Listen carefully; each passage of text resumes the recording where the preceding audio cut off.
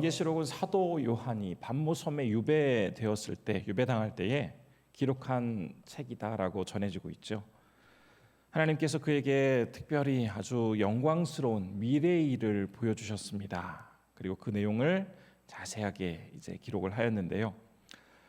전에 볼 수 없었던 굉장히 황홀하고 가슴 벅차고 대단한 장면을 본 요한은 그 기쁨과 설렘을 동일하게 초대교회 성도들에게 또 이 글을 보는 사람들이 느낄 수 있도록 하기 위해서 최대한 힘을 써서 이 요한계시록을 기록해 갔습니다.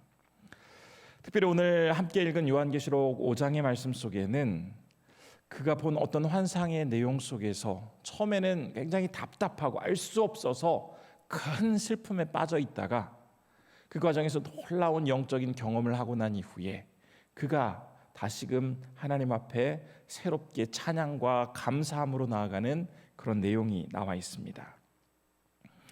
이 말씀 속에는 바로 예수 그리스도를 주로 모시고 살아가는 사람들에게 어떤 특별한 은혜가 주어지는지를 설명해 주는 그런 내용입니다.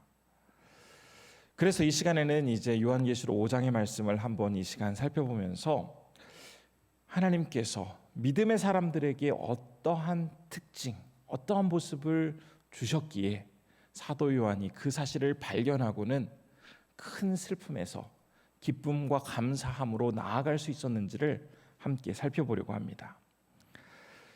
믿음의 사람들에게서 발견될 수 있는 특징, 그 첫 번째는 바로 약함 가운데 강함을 나타내는 하나님의 모습이 서려 있다라는 겁니다. 본문 2절부터 4절의 말씀은 이렇게 증거하고 있는데요. 제가 그 말씀 다시 한번 읽어보도록 하겠습니다.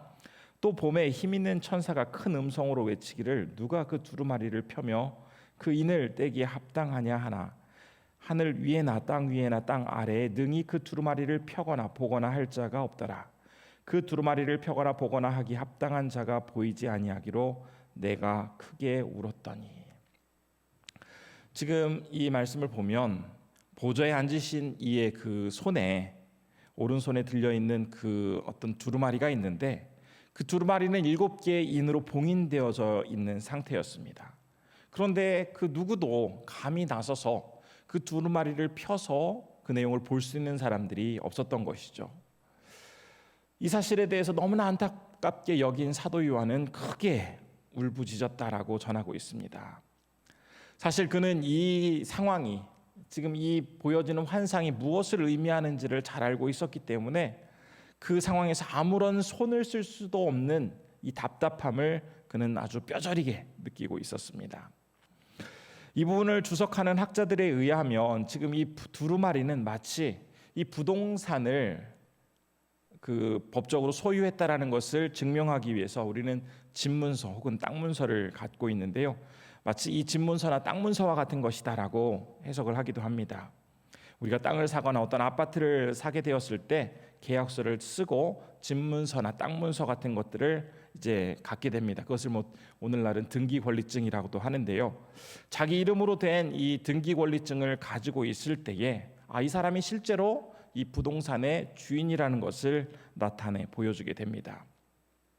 그런데 지금 이 본문의 상황은 누가 주인인지 알지 못하는 그 땅이 있는데 어떤 사람이 나타나서 자신의 그 문서를 보이면서 바로 내가 이 문서에 기록되어 있는 이 주인이다라고 말을 하면서 이 땅은 내 소유가 맞소라고 말해줄 사람이 있어야 하는데 아무도 그럴 만한 사람이 나타나지 않자 사도 요한은 몹시 크게 울부짖었다라는 그런 이야기입니다. 이 말은 죄악이 가득하고 황폐해진 이 땅 가운데 새롭게 구원하고 회복시킬 만한 영적으로나 도덕적으로나 훌륭한 권위를 가지신 분이 나타나서 이 땅을 회복시켜야 하는데 그 누구도 그럴 만한 대상이 나타나지 않자 몹시 답답해하며 힘들어하며 결국 크게 눈물을 흘렸다라는 그런 이야기가 됩니다. 그때 당시 얼마나 사도 요한이 답답했을까를 한번 오늘날의 상황으로 빗대어서 말하자면 아마 이렇게 이야기할 수 있지 않을까 싶습니다. 벌써 2년 넘게 진행되어 온 저 우크라이나에서의 전쟁, 그리고 이스라엘 서안에 있는 가자 지구에서 벌어지고 있는 그 참혹한 전쟁, 어떤 힘 있는 존재가 나타나서 당장 그 전쟁을 멈추어 준다면 그렇게 비참하게 죽어가는 사람들의 모습을 더 이상 보지 않아도 될 텐데, 그 누구도 감히 나타나서 그 전쟁을 멈출 만한 상황이, 그런 세력이 없는 것에 대해서 우리는 참 많이 안타까워하게 됩니다. 또 나의 결혼 문제라든지 취업 문제, 또 진학과 건강, 여러 가지 실제적으로 우리가 당하는 많은 문제들이 있는데, 누군가가 나타나서 이것을 아주 속 시원하게 해결해 주면 좋겠는데, 그렇게 해결해 줄 수 있는 대상이 눈에 보이지 않게 될 때 우리 또한 지금 사도 요한이 느끼고 있는 것처럼 크게 실망하며 울부짖지 않겠습니까? 이렇게 실망하며 크게 눈물을 흘리고 있는 사도 요한에게 장로 중에 한 사람이 나타나서 이렇게 위로를 해주고 있습니다. 5절의 말씀인데요, 제가 5절 말씀 읽어보겠습니다. 장로 중에 한 사람이 내게 말하되 울지 말라.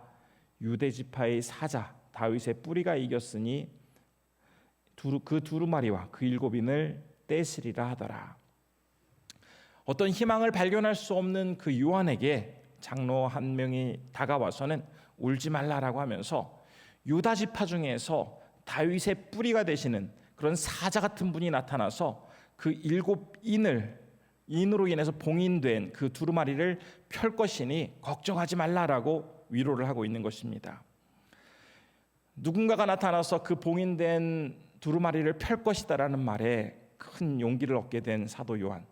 그러나 막상 눈을 들어서 그가 보게 되었을 때 그의 눈앞에 나타난 그 장면은 어떤 장면이었습니까? 6절이 그 내용을 소개하고 있는데요, 6절 말씀 제가 한번 읽어보겠습니다. 내가 또 보니 보좌와 내 생물과 장로들 사이에 한 어린 양이 서 있는데 일찍이 죽임을 당한 것 같더라. 그에게 7뿔과 7눈이 있으니 이 눈들은 온 땅에 보내심을 받은 하나님의 7 영이더라.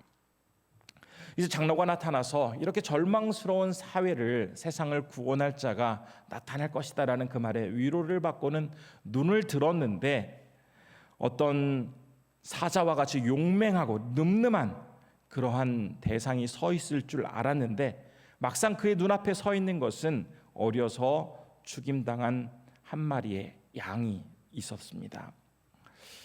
아마 자신의 기대와는 너무나도 다른 이 모습을 본 사도 요한 많이 놀랐을 것입니다. 동물의 왕이라고 불리는 그 막강한 힘을 가진 사자가 용맹스럽게 서 있는 것이 아니라 너무나 연약하고 또 어리석기까지 하고 보잘것없는 양인데, 그 양 중에서도 이 어린 양, 새끼 양이 그렇게 죽임을 당한 채 있으니 얼마나 놀랐겠습니까?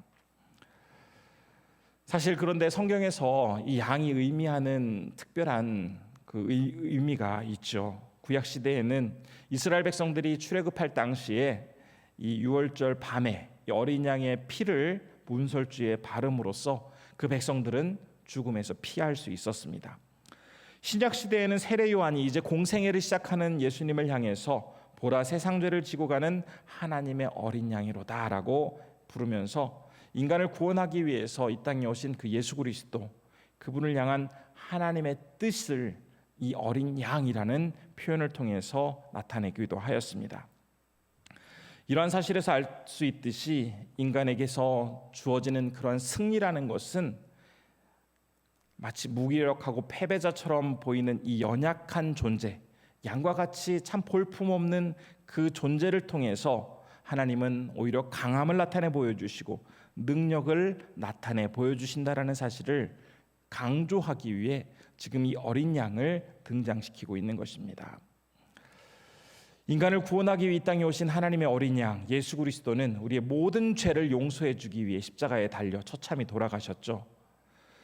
그분은 무기력하게 힘없이 죽임당한 어린 양과 같이 십자가에 달리셨지만, 실제로는 완벽한 하나님이시자 완전한 인간이시고 또 인간을 구원하기 위해 죽으시고 다시 살아나신 완벽한 대속자이셨기에 아무도 열 수 없었던 그 7인으로 봉인되어진 그 두루마리를 능히 펴실 수 있는 능력이 있으셨던 것입니다.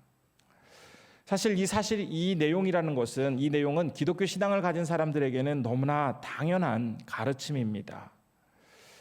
그렇지만 이 당연한 사실은 우리가 살아가는 단 한순간도 결코 잊거나 소중히 여겨서는 안 될 내용입니다.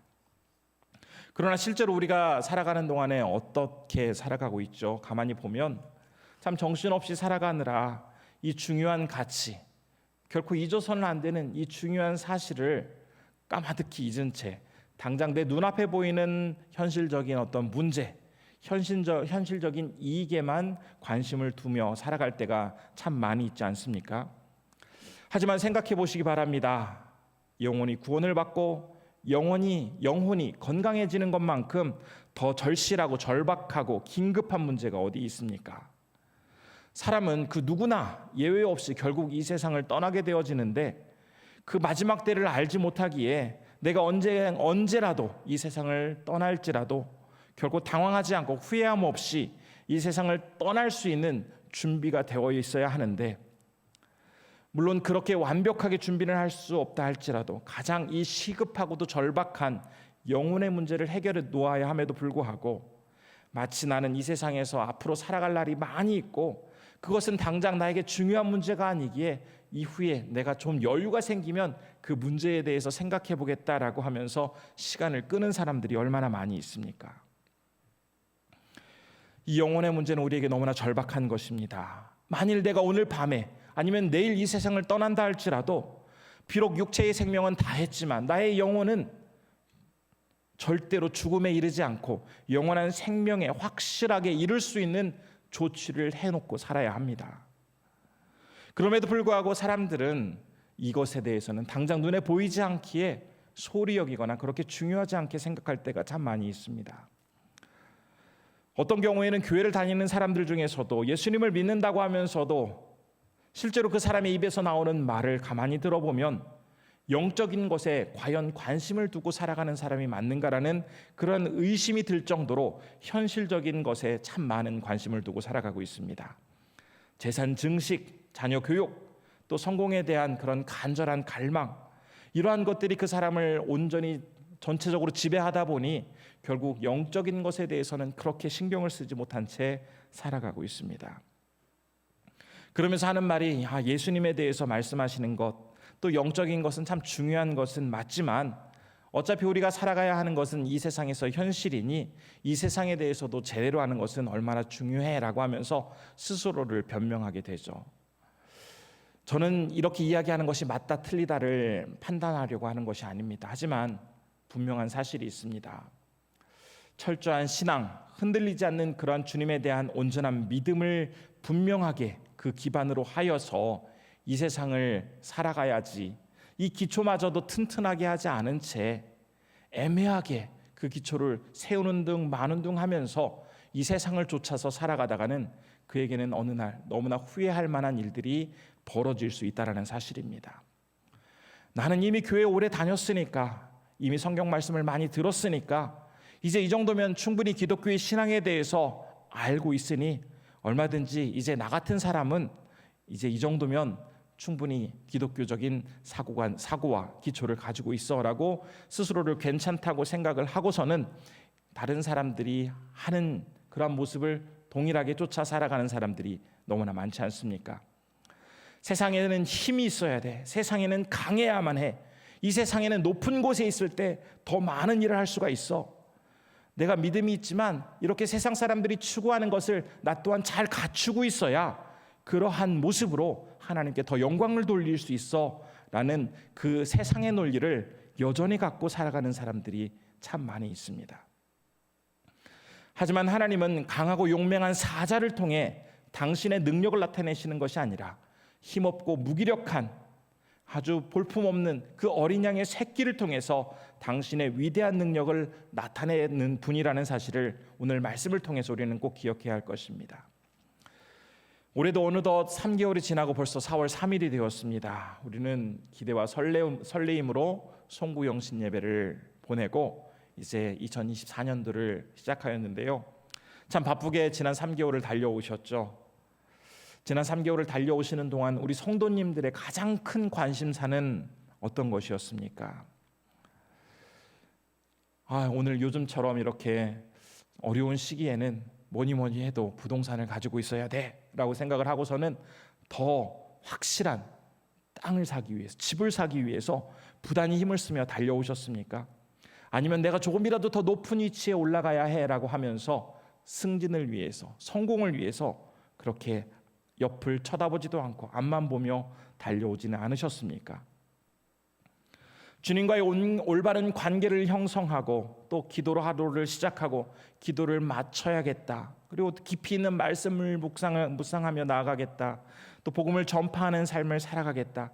주님의 제자로서 성실하게 살아가겠다라고 그렇게 다짐을 해 놓았음에도 불구하고 어느 순간 이러한 다짐은 다 잊혀진 채 당장 내 눈앞에서 벌어지고 있는 그 시급한 문제만을 해결하기 위해서 지난 3개월을 바쁘게 달려오진 않으셨습니까? 나 정도면 제법 성경도 많이 알고 그래도 꽤 오래 신앙생활을 했으니 이런 신앙의 기초를 가진 사람이라면 기독교인으로서 크게 부족하지도 않고 어디 뭐 나만큼 신앙생활하는 사람이 있어라고 하면서 스스로를 대단하게 여기며 살아오진 않았습니까? 우리는 주님 앞에 서는 그 순간까지 나는 하나님의 도움 없이는 제대로 살아갈 수 없는 너무나 연약한 존재라는 사실을 계속해서 기억하며 현실적인 여러 가지 문제와 유혹 앞에서도 당당히 맞서도록 해야 할 것입니다. 연약함을 들어 강함을 나타내시는 그 하나님의 역사, 그 역사가 나에게도 동일하게 임하기를 원한다면 내가 무엇을 더 할 수 있고 더 많은 것을 가지고 있다는 것을 주님 앞에 자랑스럽게 이야기하기보다는 나같이 부족하고 볼품없는 자를 통해서도 능히 하나님 살아계심을 나타내시는 그런 능력의 주님이 나에게도 동일하게 역사하기를 간절히 바라는 마음으로 주님 앞에 철저히 자신을 낮추고 비우는 모습을 통해서 우리에게도 동일하게 연약함을 통해서 강함을 나타내시는 하나님의 능력이 임할 수 있다는 사실을 꼭 기억해야 할 것입니다. 두 번째로 우리가 오늘 본문 말씀을 통해서 살펴볼 수 있는 믿음의 사람들에게서 발견될 수 있는 특징은 예수 그리스도 안에서 연합을 이루며 나아간다라는 것입니다. 사도 요한은 희망 없는 이 세상에서 구원을 베풀어 줄 그 능력 있는 분, 그분이 이제 나타날 것이다라는 것을 기대하며 바라보았지만 막상 눈앞에 나타난 것은 죽임당한 어린 양이었습니다. 너무나 보잘것없고 아무런 힘도 나타낼 수 없는 무기력한 모습처럼 보였지만 실제로는 그 죽임당한 어린 양을 통해서 하나님은 놀라운 역사를 이루셨다라는 것을 발견하게 되었고 이제 그분과 함께 나아가야 한다는 사실을 깨닫게 되었습니다. 그러면서 이제 요한이 보게 되는 장면이 있는데요. 바로 9절의 말씀입니다. 제가 9절의 말씀 한번 읽어보겠습니다. 그들이 새 노래를 불러 이르되 두루마리를 가지고 그 인봉을 떼기 합당하시도다. 일찍이 죽임을 당하사 각 족속과 방언과 백성과 나라 가운데에서 사람들을 피로 사서 하나님께 드리시고. 지금 이 말씀 9절 말씀 속에는 이제 그 인봉을 인으로 봉인된 그 두루마리를 펴신 분이 어떤 일을 이루셨는지를 설명하고 있습니다. 이 말씀을 보면 각 나라와 족속과 백성과 방언 이 모든 사람들을 당신의 피로 사서 하나님께 드리셨다라고 증거하고 있는데요. 바로 어떤 사람이라도 어떤 조건을 가지고 있고 어떤 인종이라 할지라도 누구도 예외 없이 그 사람을 다 하나로 연합하게 만드신 분이라는 것을 보여주고 있습니다. 사람들은 각각의 그 얼굴 생김새가 다 다르게 이렇게 만들어져 있죠. 참 그 다양한 얼굴만큼이나 성격과 취향도 제각각입니다. 하나님을 예배하는 그 예배 모두가 다 같은 모습으로 예배를 드릴 것 같은데 당장 우리를 보더라도 주일에 1, 2, 3부 예배가 있지 않습니까? 물론 여러 가지 상황에 의해서 1, 2, 3부를 선택하기도 하지만 어떤 분들은 맑은 정신으로 일부 예배를 드릴 때 가장 큰 은혜를 받는다 하여서 그 새벽같이 일찍 나와서 예배를 드리시는 분도 있고 나는 어려서부터 11시 예배를 드렸기에 11시 예배를 드리지 않으면 예배를 드린 것 같지 않아 라고 하면서 3부 예배를 줄곧 고수하는 분도 계십니다.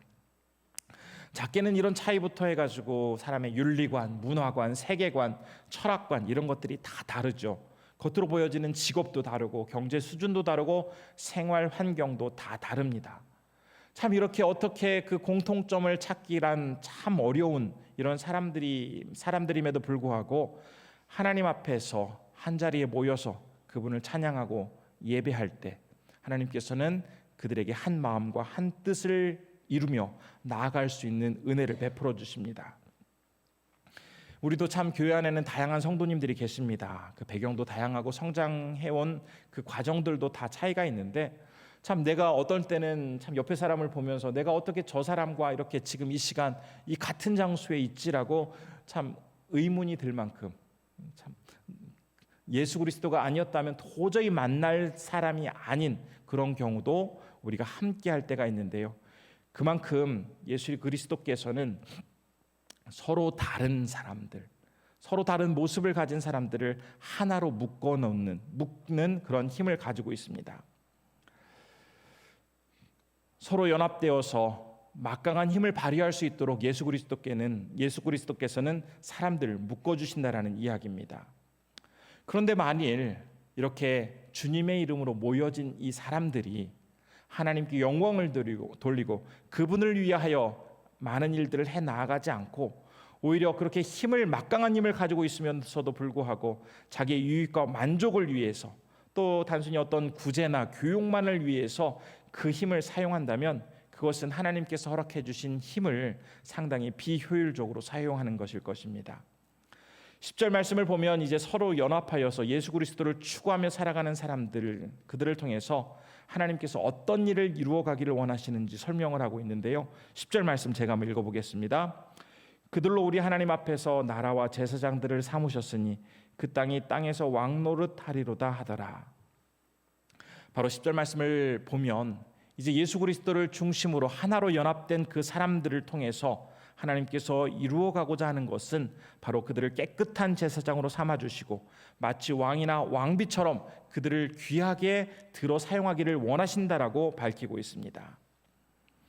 사람들이 자신을 위해서 살아가게 될 때는 참 별 힘이 나지 않지만 예수님을 중심으로 모시고 살아가게 될 때에 그 마음속에는 말할 수 없는 용기와 기쁨이 생기고 힘과 격려를 받게 되어서 더 커다란 담대하게 용기를 가지고 그 많은 일들을 이루어가게 된다라는 이야기입니다. 예수 그리스도를 중심으로 놓고 살아가게 될 때 그 예수 그리스도를 중심에 놓은 사람들이 하나로 뭉치게 되어지고 그 뭉쳐진 사람들을 통해서 참 많은 일들을 이루어가게 되는데요. 사실 이 내용은 너무나 우리가 알고 있는 내용임에도 불구하고 우리가 예수 그리스도를 중심으로 하여서 연합하기가 많이 어렵습니다. 그렇게 힘든 이유가 있는데요. 그것은 바로 우리의 본성이 그렇게 예수 그리스도 안에서 연합되려고 하는 그 속성을 자꾸 거스르려고 하기 때문입니다. 어떻게 해서라도 주님 안에서 하나 되려고 하는 그런 마음보다는 내 마음대로 살아가야지, 내 뜻대로 해야지, 내가 좋은 것을 해야지라는 그런 마음들이 우리에게는 수시로 들기 때문에 주님 안에서 연합되는 것이 참 많이 어렵다라는 것입니다. 그러나 분명히 기억해야 할 것이 있습니다. 수많은 유혹이 주님 앞에 나아가서 연합되는 것을 방해하고 참 그것이 힘든 것이 현실임에도 불구하고 일단 주님께 붙들려서 우리가 하나가 될 때에 우리 각자의 마음속에 생기는 여러 가지 유혹과 또 자신의 본성보다도 결국 하나로 연합되어지는 그 힘이 더 크기에 주님께서 이 연합된 모습을 통해서 많은 큰 일들을 이루어 간다는 것입니다. 주님께서는 누구든지 자기 목숨을 구원하려고 하면 실제로는 잃게 될 것이고 주님을 위해서 목숨을 내어놓으면 그 사람은 오히려 자기 목숨을 찾게 될 것이다라고 말씀을 하셨습니다. 이 말씀이 무슨 뜻입니까? 자기만을 위해서 자기 유익을 위해서 살아가게 된다면 무엇인가를 이루는 것 같고 무엇인가를 얻는 것 같지만 결국은 다 놓치게 되지만 자신의 것을 내려놓고 주님 안에서 하나 되어서 연합된 모습으로 살아가게 될 때 결국 주님의 영광을 위해서 많은 일들을 이룰 뿐만 아니라 자기가 계획했던 것들까지도 다 이룰 수 있는 복된 인생이 될 것이다라는 그런 약속의 말씀인 것입니다. 따라서 오늘 이 말씀을 통해서 우리가 살펴볼 수 있는 두 번째 특징, 그것은 바로 진정한 믿음을 가진 사람들은 세상에 많은 유혹과 어려움이 있지만 결국은 주님 안에서 하나된 모습으로 연합을 이루어 나아가는 그러한 특징이 있다라는 것 또한 이 말씀을 통해서 우리가 살펴볼 수가 있습니다.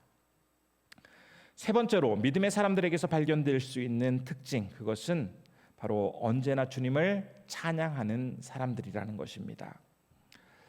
예수님 안에서 하나된 주의 자녀들, 참 많은 일들을 이룰 수 있다라고 말씀을 드렸습니다. 그런데 그 많은 일들 중에서 가장 주님을 기쁘게 해드릴 수 있는 그러한 행동이 있다면 그것은 하나님께 찬양과 경배를 올려드리는 일일 것입니다. 이 사실을 본문 11절과 12절 잘 소개를 하고 있는데요. 제가 한번 그 말씀 읽어보도록 하겠습니다. 내가 또 보고 들음에 보좌와 생물들과 장로들을 둘러선 많은 천사의 음성이 있으니 그 수가 만만이요 천천이라. 큰 음성으로 이르되 죽임을 당하신 어린 양은 능력과 부와 지혜와 힘과 존귀와 영광과 찬송을 받으시기에 합당하도다 하더라. 사람들이 함께 모여서 이제 특별히 주님을 따르는 사람들이 전능하신 하나님 앞에 나아가서 찬양과 경배를 올려드리는 것은 지극히 당연한 일입니다. 또 하나님은 예배를 딱 한 번만 받고 마시는 것이 아니라 수많은 그런 사람들에 의해서 예배를 받으시죠.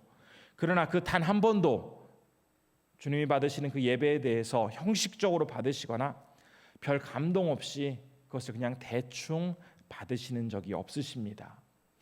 우리의 예배에 대해서는 하나님이 너무나 기뻐하시기에 우리가 어떤 상황과 형편 가운데 드리는 예배를 할지라도 그것을 너무나 기쁘게 받아주십니다.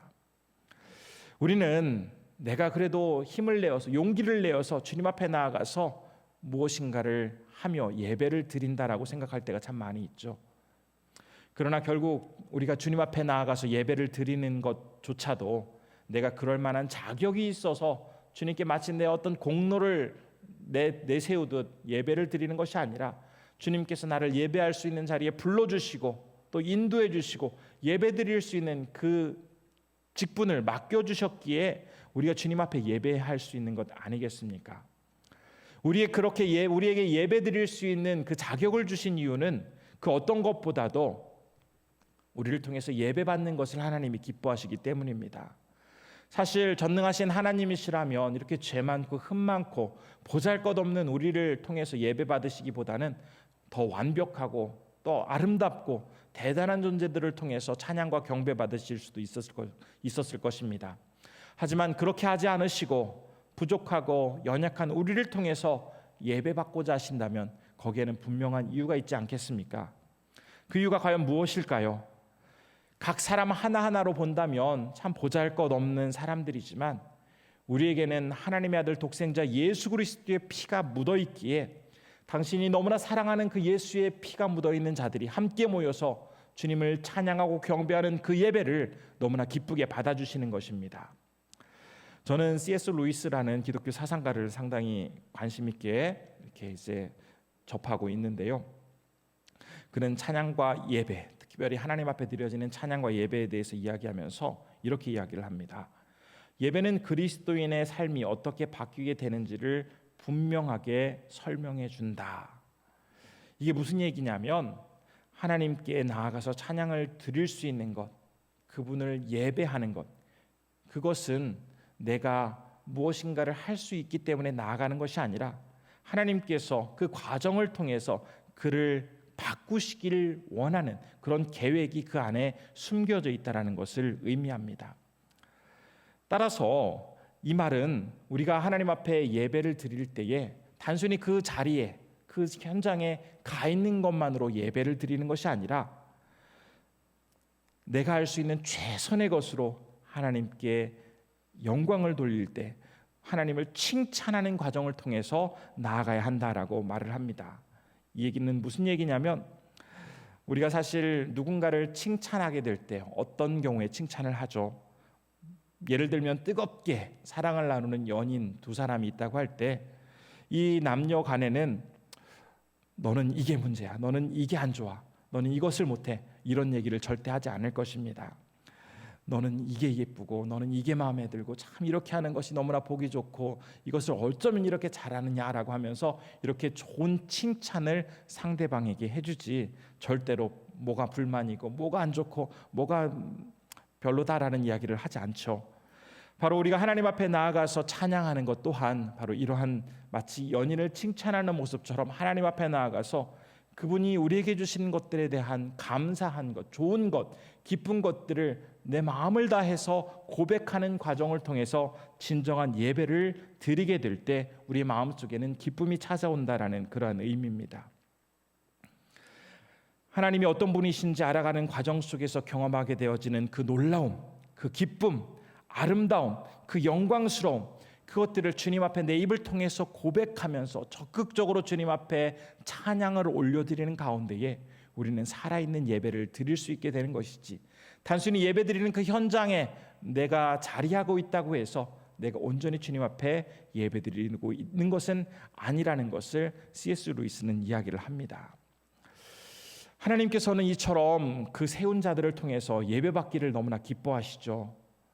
사실 우리의 목소리는 부족할 때도 많이 있고 참 어떤 것도 잘 알지 못한 채 여러 가지 한계를 가지고 있는 것도 사실입니다. 그렇지만 구원받은 주의 백성들이 함께 모여 주님을 찬양하며 경배드릴 때 그 어떤 것보다도 기쁘게 받아주시는 그 하나님을 기억하면서 내가 단순히 습관에 따라서 그 예배의 자리에 나아가는 것이 아니라 하나님께서 오늘도 나에게 이렇게 예배드릴 수 있는 자격을 주시고 이 시간을 허락하여 주셨다라는 것이 얼마나 감격스러운 일인지를 기억하면서 기쁨으로 주님 앞에 나아가서 찬양 돌리고 경배하는 것, 바로 이것이 진정한 믿음을 가진 사람들의 모습 속에서 나타나는 특징이라는 것입니다.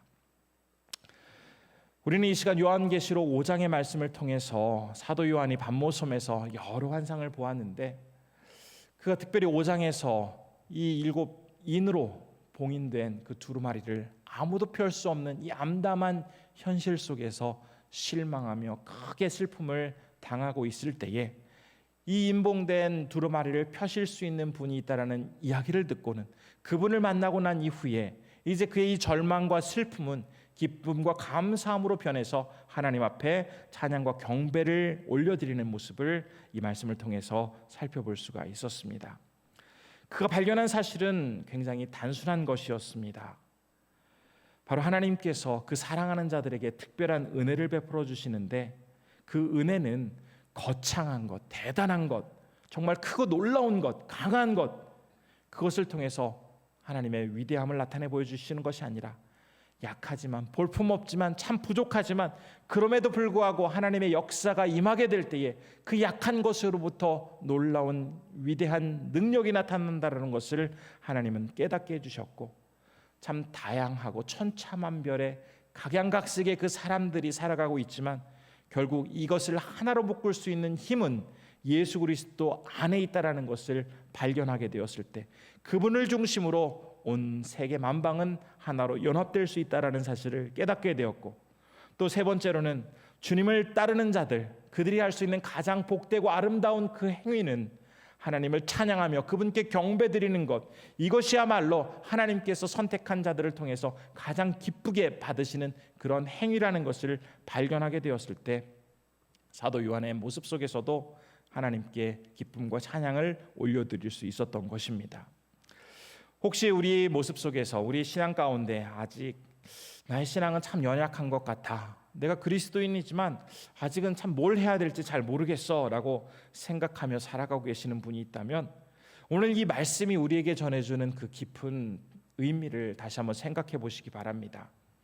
기독교인이라면, 그리스도인이라면, 주님을 진정 따르는 사람이라면 그에게 나타나고 있는 독특한 모습, 그에게 나타나는 특징, 이 특징이 과연 나에게도 지금 여전히 생생하게 나타나고 있는지, 아니면 그렇게 나타나지 못하고 있는지를 한번 솔직하게 돌아보면서 하나님께서 나에게도 동일하게 은혜를 베풀어 주셔서 진정한 그리스도인으로서 이 세상을 살아가기에 부족함이 없도록 붙잡아 주시고 인도하여 주시고, 그래서 나의 삶 속에서 주님을 찬양하며 기뻐하며 나아가는 것이 가장 행복한 일이고, 내가 언제 주님 앞에 설지는 알지 못하지만 그때까지 한순간도 주님을 잊지 않고 끝까지 주님을 신뢰하며 나에게 맡겨진 길을 최선을 다해 나가겠습니다라고 고백하는 우리 모든 성도님들 되시기를 진심으로 축복합니다. 기도하겠습니다.